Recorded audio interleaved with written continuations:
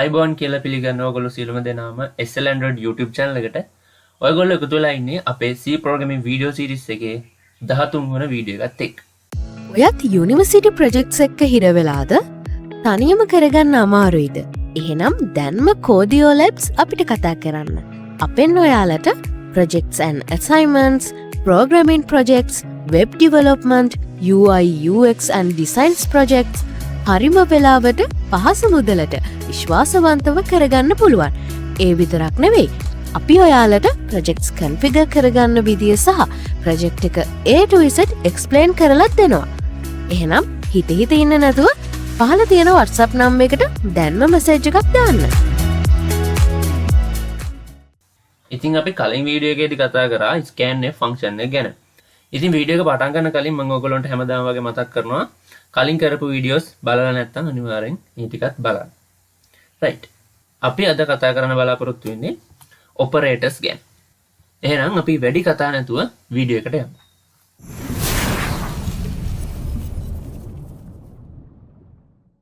හරි. ඉතින් මොනවද මේ operators කියලා කියන්නේ? operators කියලා කියන්නේ අපේ code එක යම්කිසි process එකක් කරන්න. එහෙම නැත්නම් දැන් අපි input output වලට අමතරව software එකක් ගත්තට පස්සේ ඒකේ යම්කිසි process තියෙනවානේ. ඉතින් මේ process එක කරන්න සමහර විට එකතු කිරීම වෙන්න පුළුවන්. ඊට පස්සේ යම්කිසි දෙයක් එකිනෙකට සමාන කරන්න වෙන්න පුළුවන්. ඔන්න ඔය වගේ දේවල් වලට තමයි පාවිච්චි කරන්නේ මෙන්න මේ operators. ඉතින් C programming language එක ගත්තට පස්සේ operators කිහිපයක්ම තියෙනවා අපිට ඉගෙන ගන්න. ඉතින් arithmetic operators, relational, equality, logical, unary, conditional, assignment, comma operators ඔන්න වගේ කිහිපයක්ම තියෙනවා ඔයගොල්ලන්ට ඉගෙන ගන්න. ඉතින් මම මේ වීඩියෝ එකේදී මූලික වශයෙන් කතා කරන්න බලාපොරොත්තු වෙන්නේ arithmetic operators ගැන. හොඳයි. මොනවද මේ arithmetic operators කියලා කියන්නේ? arithmetic operators කියලා කියන්නේ අපේ program එකේ ඔයා ලියන program එකේ යම්කිසි ගණිතමය කටයුත්තක් කරගන්න අවශ්‍යතාවය ඇති වුණාට පස්සේ අපි යොදා ගන්න operators වලට තමයි අපි කියන්නේ arithmetic operators කියලා. සරලව කිව්වොත් මේ එකතු කිරීම, අඩු කිරීම, බෙදීම ඒ වගේ දෙයක් ඔයාට කරගන්න ඕන වුණොත් ඔයාට පුළුවන් මේ arithmetic operators පාවිච්චි කරන්න. තවත් සරලව උදාහරණයකින් පැහැදිලි කරොත් හිතන්න සංඛ්‍යා දෙකක එකතුවක් ඔයාට එළියට දෙන්න ඕන කියලා. ඔයාගේ program එකෙන් කරන්නේ සංඛ්‍යා දෙකක් එකතු කරලා ඒකේ එකතුව output එකක් විදිහට එළියට දෙනවා කියලා හිතන්න. ඉතින් ඔයාට එකතු කිරීම කරන්න ඕන නේද? එකතු කිරීම කරන්න නම් ඔයා මෙන්න මේ addition කියන arithmetic operator එක පාවිච්චි කරන්න වෙනවා. ඉතින් මෙන්න මේ ටික ඔයගොල්ලන්ට සුපුරුදු operators. මේවා ගැන කියන්න ඕනේ මොන්ටිසෝරි ඉඳලා එකතු කරනවා, අඩු කරනවා මේ දේවල් කියන්න ඕනේ. මේ modulus එක පොඩ්ඩක් ඕගොල්ලොන්ට අලුත් ඇති, දන්න අයත් ඇති. modulus operator එකෙන් වෙන්නේ යම්කිසි සංඛ්‍යාවක් තවත් සංඛ්‍යාවකින් බෙදුවට පස්සේ ඉතුරු වෙන එක. remainder එක ඉතුරු වෙන සංඛ්‍යාව අපිට print කරන එක තමයි මෙන්න මේ modulus operator එකෙන් වෙන්නේ. හරි. මෙන්න මෙතන උදාහරණේ බලන්න. A කියන්නේ 4යි, B කියන්නේ 2යි. එතකොට A modulus B කියලා කියන්නේ 4 2ෙන් බෙදලා ඉතිරිය. හරිනේ. ඉතිරිය බිඳුවයිනේ 4 2ෙන් බෙදුවට පස්සේ. 4 පූර්ණ සංඛ්‍යාවක් 2ෙන් බෙදුවට පස්සේ ඉතිරිය බිඳුවයි. අපි ගමු 5 උදාහරණයකට. මෙතන A කියන්නේ 5 කියලා හිතමු. A කියන්නේ 5 නම් B කියන්නේ දැන් මෙතන 2යිනේ. ඒක වෙනසක් නැහැ. 5 module 2. 5 module 2 කිව්වට පස්සේ සරල අදහස 5 2ෙන් බෙදලා ඉතිරිය print කරන්න කියන එක. 5 2ෙන් බෙදුවම ඉතුරුයි 1ක්. එතකොට මෙතන බිඳුව නෙමෙයි 1 කියලා print වෙනවා. ඔන්න ඔක තමයි modulus operator එකෙන් වෙන්නේ. ඒක තමයි ඔයගොල්ලන්ට තියෙන අලුත් එක. අනිත් ඒවා නම් සුපුරුදු එකතු කිරීම, අඩු කිරීම, ගුණ කිරීම, බෙදීම. right. හරි. දැන් ඔයගොල්ලන්ට සරල අදහසක් ඇති මොනවද මේ arithmetic operators කියන්නේ කියලා. හරි අපි මේක උදාහරණ ගානක් කතා කරලා වැඩි දුර පැහැදිලි කරගමු. මෙන්න තියෙන උදාහරණ කෝඩ් එක මම මේක විස්තර කරන්නම්. උඩින්ම තියෙනවා අපේ preprocessor එක include stdios. මේ stdios කියන්නේ මම කලිනුත් මතක් කරලා තියෙනවා standard input output කියන header file එක මෙතෙන්ට include කරගෙන තියෙනවා.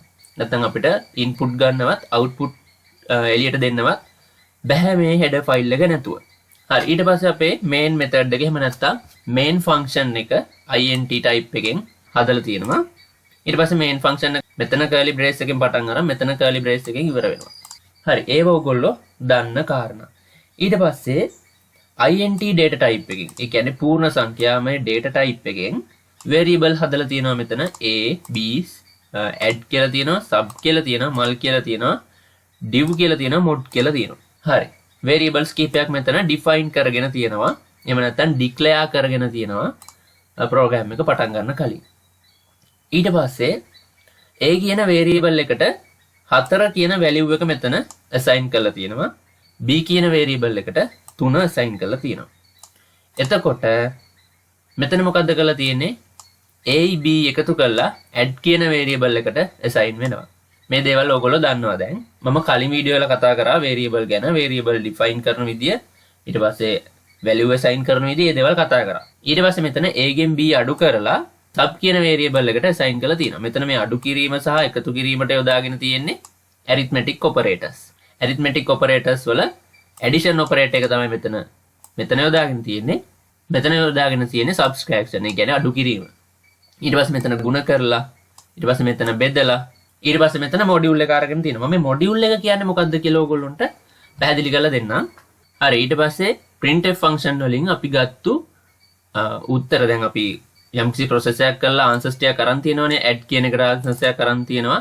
subs කියන එකේ තියෙනවා අඩු කිරීමේ පිළිතුර. ඊට පස්සේ mul කියන එකේ තියෙනවා ගුණිතයේ පිළිතුර. div කියන එකේ තියෙනවා බෙදීම කරලා ආපු පිළිතුර. mod කියන එකේ තියෙනවා මොඩියුල් කරලා ආපු පිළිතුර.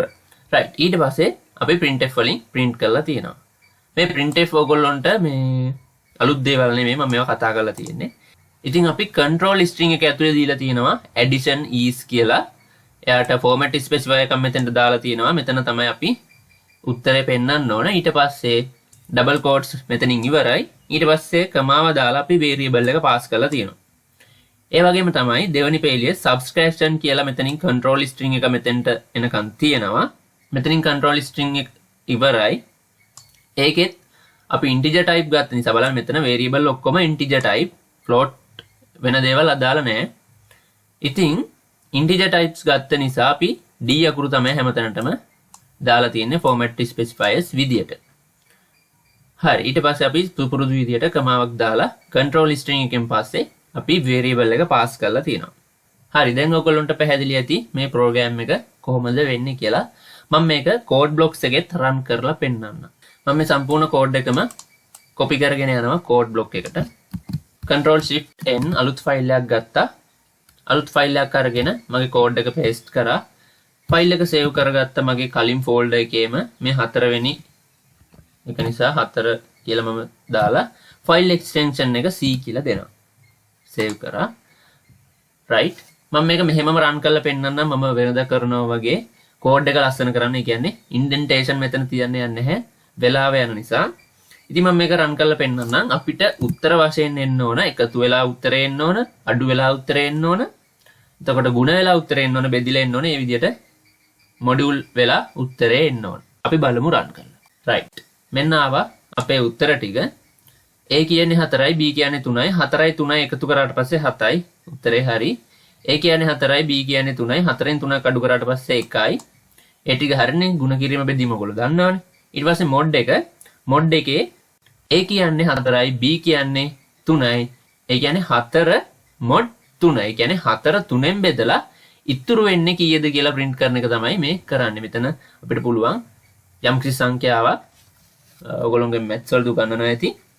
බෙදුවට පස්සේ reminder එක, ඒ කියන්නේ ඉතිරිය අපිට හොයන්න පුළුවන් මෙන්න මේ modulus function එක මෙතෙන්ට දාලා. ඉතින් 4 3ෙන් බෙදුවම 4ට 3 එකයිනේ. එකක් ඉතුරු වෙනවා. ඒ ඉතුරු වෙන එක තමයි මෙතන අපි mod එකෙන් හොයන්නේ. දැන් ඔයගොල්ලන්ට arithmetic operators ගැන සම්පූර්ණ අදහසක් ආවා කියලා මම හිතනවා. ඉතින් අපි ඊළඟ වීඩියෝ එකකින් කතා කරමු relational operators ගැන. ඉතින් මේ වීඩියෝ එකේ තේරුණ දෙයක් තියෙනවා ඔයගොල්ලෝ කමෙන්ට් එකක් දාලා අහන්න. මම හැම කමෙන්ට් එකකටම reply කරනවා. ඊට අමතරව අපි Telegram group හදලා තියෙනවා ඔයගොල්ලෝගේ ගැටලු වලට විසඳුම් දෙන්න. ඉතින් ඒ group වලට join වෙලා ඔයගොල්ලන්ට ප්‍රශ්න ඉදිරිපත් කරන්න පුළුවන්. right. එහෙනම් මම මේ වීඩියෝ එක නතර කරනවා. අපි ඊළඟ වීඩියෝ එකකින් ඉක්මනටම හම්බ වෙමු. සුබ දවසක්.